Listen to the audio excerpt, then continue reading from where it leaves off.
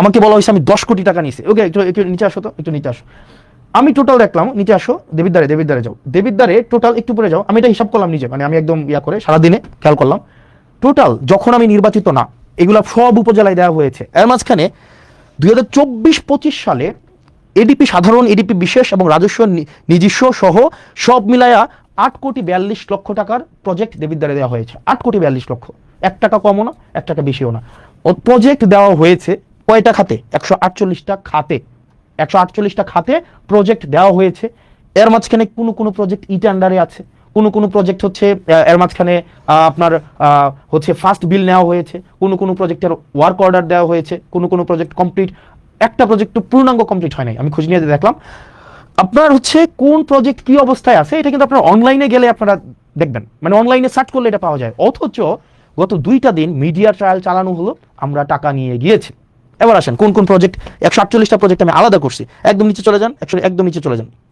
ওকে, দেবিদ্বারে, ওকে দেবিদ্বারে যান, এই যে আরো নিচে যান। উনি আমাকে বললেন আমি 10 কোটি টাকা নিয়ে গিয়েছি। 10 কোটি টাকা নিয়ে গিয়েছি। টোটাল হচ্ছে 3-4টা ভাবে অন্যান্য উপজেলার মতো করে দেবিদ্বারেও বরাদ্দ দেওয়া হয়েছে 148টা খাতে, বিভিন্ন 6টা ভাগে, 6 ভাগে সব উপজেলার সাথে বরাদ্দ দেওয়া হয়েছে। এবার দেখেন প্রত্যেকটাই টেন্ডার প্রক্রিয়ার মধ্য দিয়ে হয়েছে। কোনোটায় ওয়ার্ক অর্ডার আছে, কোনোটার ফার্স্ট বিল দেওয়া হয়েছে, কোনোটা এখনো কাজ কমপ্লিট হয় নাই, কোনোটার এখনো পর্যন্ত কাজেও যায় নাই।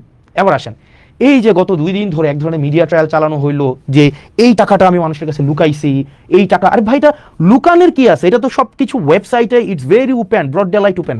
আপনি নেট সার্চ করলে, এবং এটা আমার নির্বাচনের অন্তত 1.5 বছর আগে, 1 বছর আগে নির্বাচন হয়েছে 2026 সালের ফেব্রুয়ারির 12 তারিখ। আর এই যে এটা হচ্ছে 2025 সালের ফেব্রুয়ারির 10 তারিখ বা 9 তারিখ, আর কোনোটা হচ্ছে 2024 সালের নভেম্বরের 10 তারিখ। তাইলে 1 বছর আগের, যখন আমি এই কাজের রেসপন্সিবল না, অন্যান্য উপজেলার মতো করে আমার দেবিদ্বারও হচ্ছে বরাদ্দ দেওয়া হয়েছে, অন্যান্য সব উপজেলায় দেওয়া হয়েছে। ব্যাপারটা এমনভাবে ফ্রেমিং করা হইলো যেটা শুধুমাত্র মুরাদনগর এবং শুধুমাত্র দেবিদ্বারে দেওয়া হয়েছে। আপনাদের যদি চর্মচক্ষু থাকে এবং একটু জ্ঞান বুদ্ধি থাকে, যারা প্রপাগান্ডা করেছেন, আপনারা শুধুমাত্র নেটে সার্চ করলেই আপনার এই জিনিসটা স্পষ্ট চলে আসে। এবং কোন অর্থ কোন খাতে কয় টাকা গিয়েছে এবং এটা কোন প্রক্রিয়ায় গিয়েছে, এটা কি ব্যক্তির হাতে টাকা দিয়েছে নাকি হচ্ছে এই টাকা টেন্ডার প্রক্রিয়ার মধ্যে দিয়ে গিয়েছে, এই টাকা কে হচ্ছে খরচ করবে, একটা পয়সা এই ক্ষেত্রে এমপি বা স্থানীয় সরকারের কারো কোনো সংশ্লিষ্টতা নেই। নো ওয়ান, অ্যাবসলিউট জিরো, কারোর সাথে কোনো সম্পৃক্ততা নেই। এবার আসেন মিডিয়াগুলা কিভাবে হচ্ছে এই জিনিসটাকে ফ্রেমিং করলো। মিডিয়াগুলো ফ্রেমিং করলো মানে জাস্ট কনসেন্ট ম্যানুফ্যাকচারটা কিভাবে করলো। আমি গতকাল জিজ্ঞেস করেছিলাম যে এই ভদ্রলোক এই ধরনের হচ্ছে মন্তব্য করেছে, যেহেতু 10 কোটি টাকা নিয়ে গিয়েছে, ওনাকে আমি জিজ্ঞেস করলাম যে আপনি যে বললেন 10 কোটি টাকা নিয়ে গিয়েছে, উনি পরে ওনার বক্তব্য পরিবর্তন করেছে। এবং অনেকেই বলছেন যে আমি খেজুরের হিসাব দিয়েছি, বাকি হিসাব দেই নাই। ওই লাইভে আমি আমার এলাকার যতগুলা বরাদ্দ বাজেট এসেছে, যতগুলা, সবগুলো হচ্ছে আমি 1.5 ঘন্টা ধরে ডিটেইল করেছি। একই সাথে সেইখানের একটা 40 সেকেন্ডের জায়গায় শুধু আমি সেটা নিয়ে কথা বলেছি। প্রত্যেকটার একটা করে আমি হচ্ছে ডিটেল বলেছি। এবং পরবর্তীতে আমার একটা পেজ আছে জবাবদিহিতা, সেখানে প্রতিনিয়ত আপডেট জানানো হয়, প্রতিনিয়ত আপডেট জানানো হয়।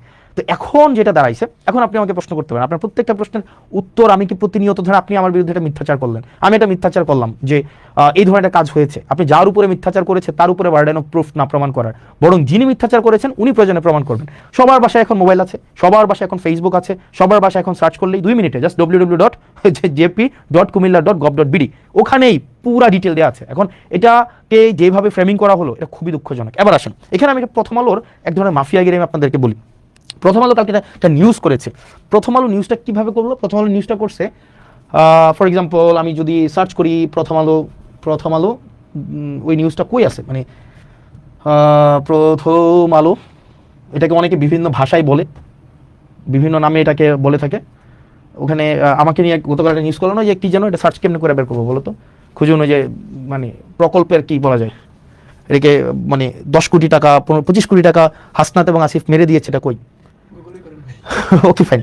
ওখানে আপনি যে নিউজটা দেখেন, নিউজটা হচ্ছে কি প্রথম আলো নিজে বলতেছে না, প্রথম আলো কার মাধ্যমে বলতেছে, লিস্ট হচ্ছে এরকম 25 কোটি টাকা তুলে নিয়ে গিয়েছে, এই টাইপের কোনো কিছু একটা, মানে ব্যাপারটা, এবং কলম দিয়ে লিখেছে এটা প্রথম আলোর বক্তব্য না, এটা জেলা প্রশাসকের বক্তব্য। যেমন এই জিনিসটা এইভাবে হইতে পারতো, ধরুন আমরা যদি মাঝে মাঝে এই মিডিয়া মাফিয়াগুলো, যেমন এরা কিন্তু মিডিয়া না, মানে ধরেন নোয়ান চমস্কির একটা বই আছে, মানে কনসেন্ট ম্যানুফ্যাকচার আপনি দেখবেন সেখানে বলা হয় যে মিডিয়া যে স্বতন্ত্রভাবে মানুষকে মিডিয়া আকারে সে হচ্ছে আপনাকে কোনো তথ্য দেওয়ার ব্যাপারটা এমন না, তার একটা আদর্শিক বায়াসনেস থাকে এবং সে সোসাইটির সাথে সে পলিটিক্যাল পেনিট্রেশন করে।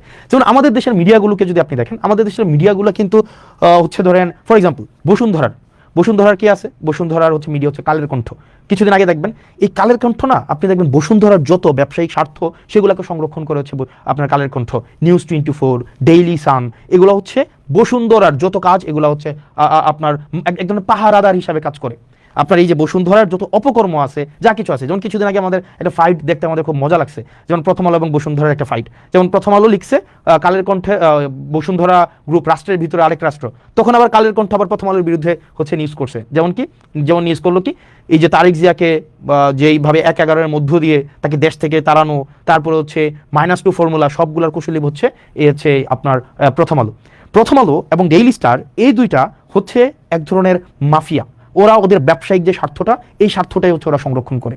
এখন ধরবেন গতকালের যে বিষয়টা হয়েছে প্রথম আলো বলেন বা আরো কিছু এখন আওয়ামী সংশ্লিষ্ট যেসব মিডিয়াগুলো আছে তাদেরকে এখনো পর্যন্ত সার্ভ করে যায়, ওরা দেখবেন ওরা বলবে যে আমি তো বলি নাই, ওই ব্যক্তি বলছে। ঠিক একইভাবে আমি যদি বলি প্রথম আলো হচ্ছে রাসূল সাল্লাল্লাহু আলাইহি সাল্লামকে কটূক্তি করেছে, এটা আমি বলি নাই, এটা কে বলেছে, এটা হচ্ছে অন্য একজন বলেছে। এই ট্রাম্প কার্ড কিন্তু আমরা খেলতে পারি, কিন্তু আমরা এই ধরনের বদমাইশি বা এই ধরনের হচ্ছে প্রথম আলো যে বদমাইশিটা করে, এই বদমাইশিটা আমরা করবো না, কারণ ওরা শিক্ষা নেয় না। ঠিক একইভাবে অন্যান্য যে কালের কণ্ঠ যে বদমাইশি করে, আমরা এই বদমাইশি করবো না।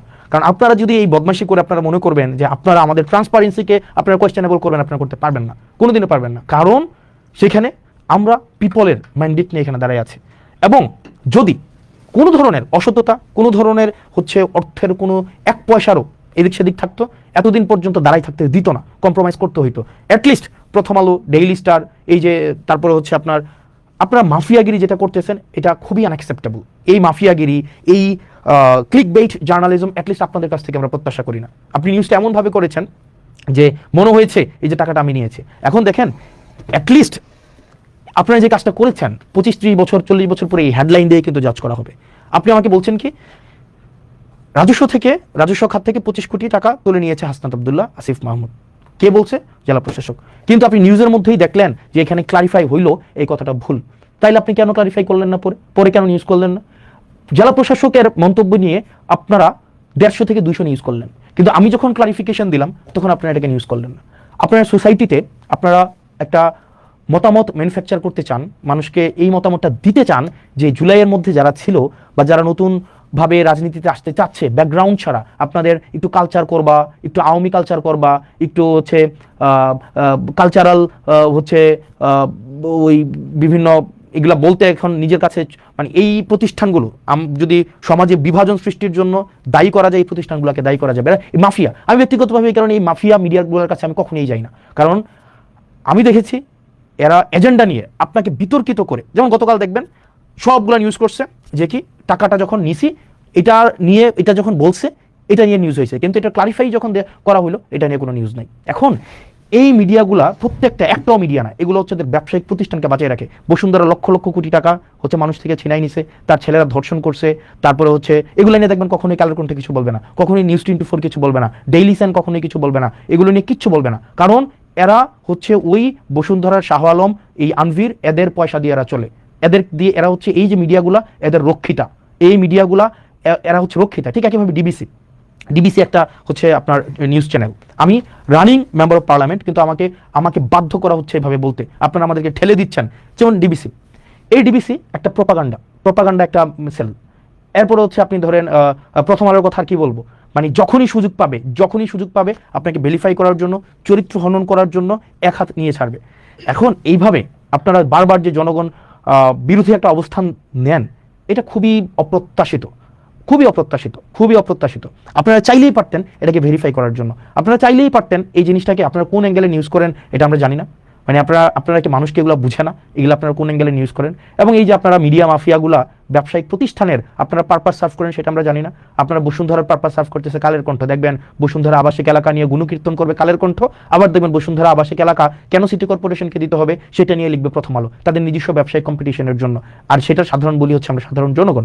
এখন এই জিনিসগুলা আপনারা যেটা করছেন, এই রাষ্ট্রবিরোধী অবস্থান নিচ্ছেন, এটা খুবই আনঅ্যাকসেপ্টেবল এবং পাবলিকের মনে এটা খুবই একটা ইজিলি অ্যাক্সেসেবল একটা ইনফরমেশন। এটা যে কেউ এইটা খুবই সহজ একটা ইনফরমেশন যে আপনারা নেটে সার্চ করলে এটা পাওয়া যায়। অথচ বলা হলো আমরা নাকি 10 কোটি টাকা নিয়ে গিয়েছি। আরে ভাই, টাকাকে নিয়ে যাওয়া যায়, মানে টাকাকে নিয়ে যাওয়া যায়। পরে আবার উনি বক্তব্যটা পরিবর্তন করেছে। এই বক্তব্য তো প্রথম আলো সার্কুলেট করে নাই, কিন্তু কোনটা করেছে, উনি ক্লেম করেছে ওইটা হচ্ছে আপনার সার্কুলেট করেছে, কিন্তু ডিবাঙ্ক হয়েছে এটা সার্কুলেট করে নাই। এই জিনিসটাকেই এই মাফিয়াগিরির মাধ্যমে আপনারা এই যে মিডিয়া, এটা কিন্তু আপনারা হচ্ছেন মানুষের আস্থা আপনারা হারিয়েছেন।